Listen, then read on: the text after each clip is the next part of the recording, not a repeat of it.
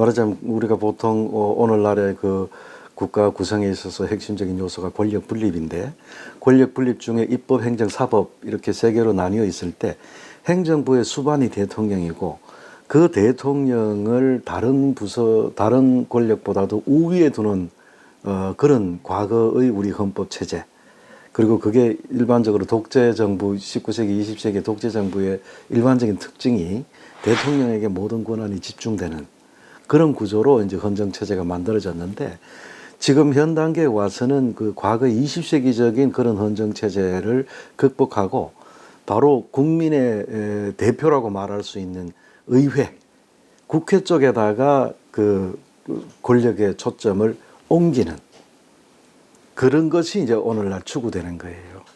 그 옛날에는 행정부 수반인 대통령이 국가의 수반으로서 국가 전반을 장악하는 그런 구조였다면, 이제는 국민의 대표기관, 그리고 또 국민의 주권적 의사를 반영하는 기관이 바로 국회이기 때문에 그 국회로 권력의 중추를 옮겨가는, 이것이 이제 오늘날의 그 헌정체제에 있어서의 바람직한 요구다, 이렇게 얘기를 할 수가 있죠.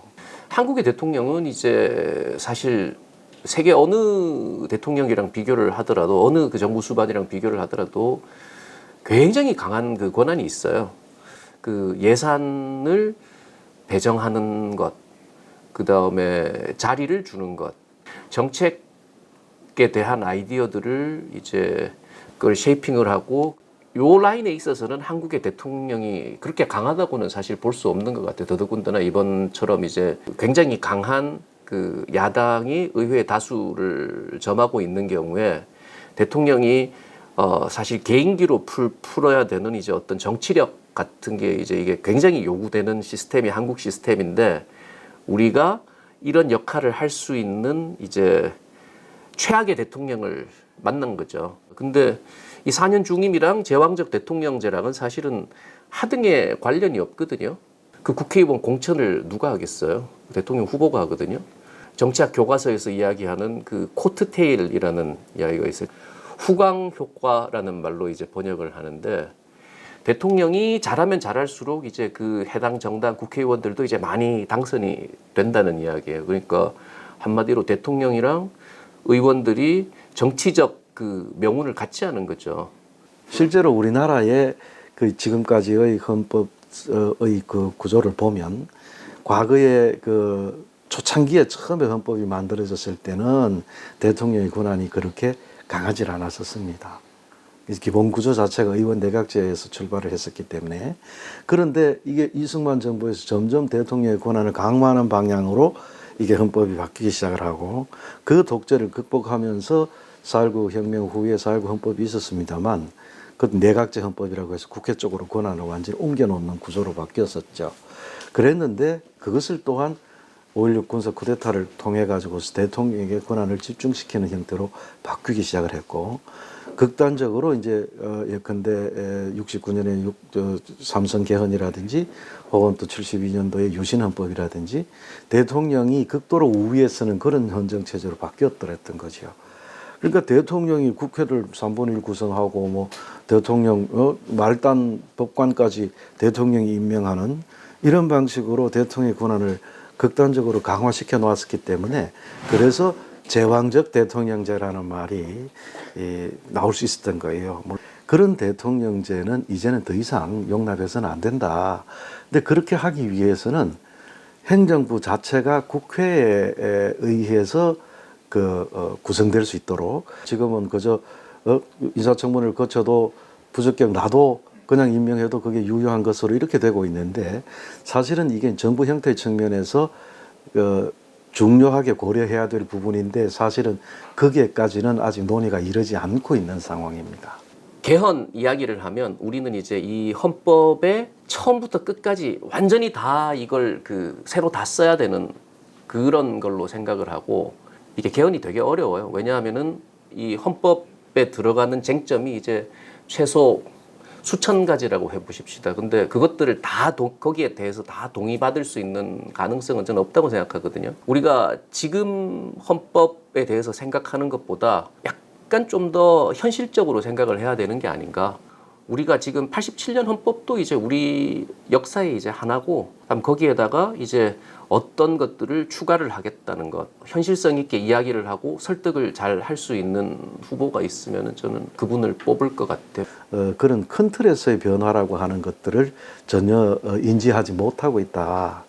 그래서 지금 현재는 예컨대 우리나라가 40년의 우리 양상하고 지금하고는 우리 국가의 위상 자체가 달라져 있지 않습니까? 그리고 또 우리 내부에 내재해 있던 어떤 공동체에 관한 인식이라든지 이러한 것들이 우리 헌법에 담겨 있어야 하는데, 예컨대 우리는 우리 민족에게 고유한 어떤 아주 큰 그 이념으로서 홍익인간이라는 것이 있잖아요. 이건 사실은 다른 민족이나 국가의 어느 곳에서도 찾아볼 수 없는 굉장히 큰 이념입니다. 이런 것들은 뭐 헌법전에다가 명시적으로 이거를 담을 수도 있는 거예요.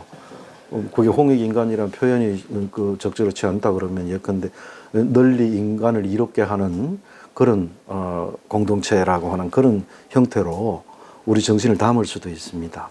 최근에 또 기후나 생태 문제 관련되는 기본적인 인권 같은 것들도 일반적으로 많이 논의가 되고 있기 때문에, 그리고 또 인류 전체가 공통으로 추구해야 될 이념 같은 것들도 지금 상당히 많은 부분에서 그 국가 인류사 전체에서 그게 논의가 되거든요.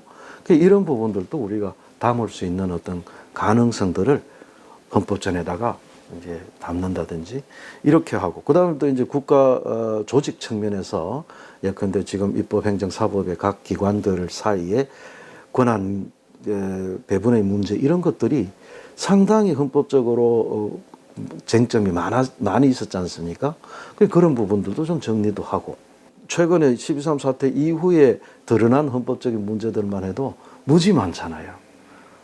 지금 현재 우리 각 후보들이 제시하고 있는 그 헌법 개정에 관한 그 인식을 보면 약간은 너무 정치적으로나 그때그때 쟁점이 된 구체적인 부분들에 대한 인식만 있고, 큰 틀에서의, 쉽게 말해서 이 헌법을 개정한다라고 하는 것은 국가를 담는 그릇을 새로 만든다는 뜻이잖아요.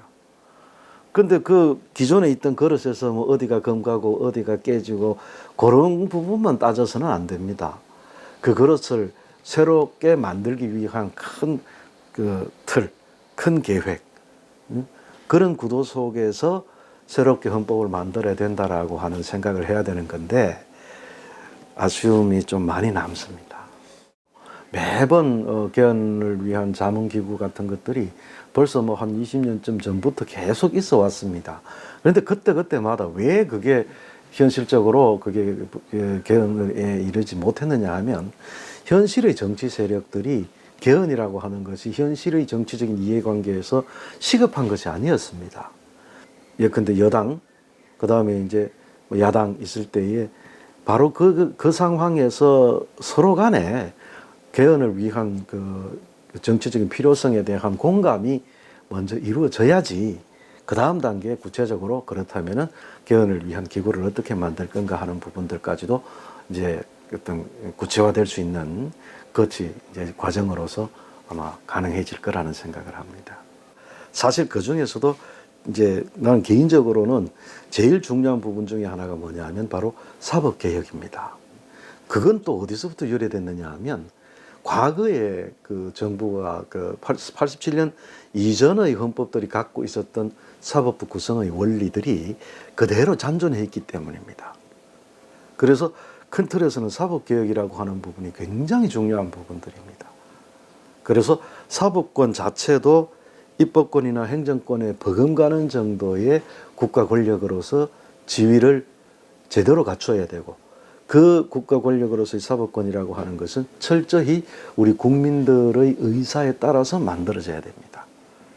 입법부와 행정부의 권력의 적절한 안배, 그 다음에 상호 견제와 균형을 위해서 어떻게 제도를 만들어 나갈지에 대한 고민도 함께 들어 있어야 되지 않을까, 이런 생각을 해봅니다. 문재인 대통령 개헌안이 이제 국회에 제출이 됐었어요.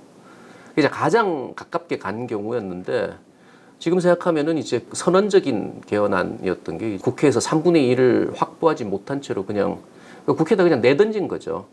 그리고 대통령실의 입장에서도 개헌 논의를 이제 꺼내게 되는 순간 사실은 그런 모든 정치적 에너지를 거기다가 다 희생을 해야 되는 거거든요. 그 당시에도 이제 2018년에도 그렇게 하고 싶지 않았던 것 같아요.